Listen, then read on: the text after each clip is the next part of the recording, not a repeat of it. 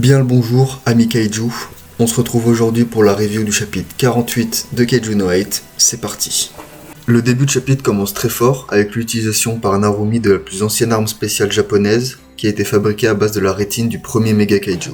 Le pouvoir de ce Kaiju était de voir l'avenir grâce aux signaux émis par le cerveau.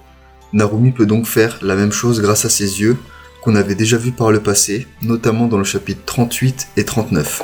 Ce pouvoir est incroyable et je me demande comment ils ont réussi à le vaincre à l'époque, étant donné qu'ils avaient aucune arme spéciale vu qu'il est le premier méga kaiju et que ces armes sont faites à partir de ceux-ci. Il y a donc tout un mystère sur la manière dont ce kaiju a été vaincu, vu qu'il est apparu il y a très longtemps, comme le mentionne Isao où il fait le rapport de ses pouvoirs selon les archives, et aussi du fait qu'il est apparu avant 1972 qui est la date d'apparition du kaiju numéro 2. On peut même rajouter qu'à cette époque, la technologie militaire anti-kaiju, comme les armes ou les armures, sont très peu développées. D'où la zone d'ombre sur comment et par qui le kaiju numéro 1 a été tué. Mais revenons-en au chapitre. Face aux attaques de Narumi, le kaiju numéro 9 est déboussolé, il n'arrive pas à esquiver les coups. Lui qui pensait l'avoir décrypté et le battre facilement au chapitre précédent, se fait finalement battre par Narumi. Suite à cette victoire de Narumi, les nombreux kaiju qui avaient résisté grâce au pouvoir du numéro 9 s'éteignent, ce qui laisse présager que la mission est finie, même si, comme le disent Isao et Kikoru, il reste encore les Yoju, donc les kaiju secondaires du kaiju principal. Suite à l'élimination de tous les Yoju, il y a une case que j'ai fortement appréciée, étant donné qu'on peut y voir un passage de flambeau avec Kikoru qui prend les devants de son père, et qui, avec Narumi et Kafka, représente la nouvelle génération de l'unité de défense. La première unité, avec l'arrivée de Kikoru et Kafka, réalise le projet d'Isao, qui est de former l'unité ultime, capable de vaincre avec facilité tous les kaiju, même ceux qui seront numérotés, tout en ayant très peu de pertes. Isao félicite les 3 protagonistes de la réussite de la mission.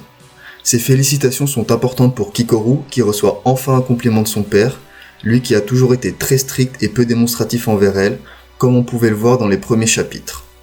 Mais ces félicitations sont surtout importantes pour Kafka, qui malgré les difficultés rencontrées lors de cette mission, notamment au niveau de sa transformation, a réussi à montrer à l'unité de défense son utilité et pourra donc continuer à vivre tout en la servant. La réussite de cette mission permet d'avoir un autre moment de shonenri pur, avec le moment où Kafka et Kikoru se font un check à la manière de Goku et Vegeta dans Dragon Ball. Alors que tout est terminé, Narumi se remémore les paroles du numéro 9 en ne comprenant pas ses objectifs. Il se demande même si Kafka était son objectif au départ, ou s'il visait autre chose.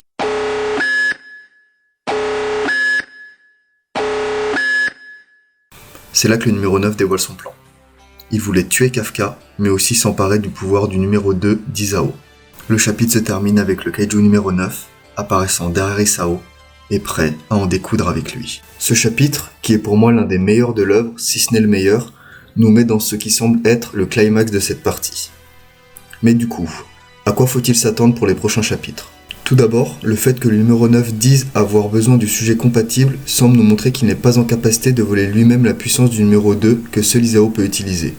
En effet, dans les anciens chapitres, il était précisé qu'il était le seul à pouvoir en faire usage. Le numéro 9 pourrait donc faire comme dans le chapitre 21 et manger Isao afin d'obtenir la compatibilité du numéro 2. Certes, Isao se défendra pour éviter cela, mais il ne faut pas oublier que l'utilisation des armes spéciales est dangereuse pour l'organisme, et si utilisée trop souvent, peut tuer son propriétaire. Isao l'ayant utilisé contre Kafka il n'y a pas si longtemps que ça, on pourrait donc se demander s'il arrivera à tenir le combat. Et même, si en cas de victoire, son corps tiendra le coup.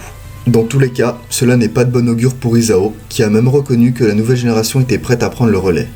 L'heure du vrai passage de flambeau est-elle arrivée ? Est-ce que l'on se dirige vers la fin pour Isao ? Dites-le moi en commentaire. C'est tout pour cette review. N'hésitez pas à lâcher un pouce bleu et à vous abonner si vous appréciez la chaîne et mon contenu, ça me fera super plaisir. Et on se retrouve dans 2 semaines pour la review du chapitre 49.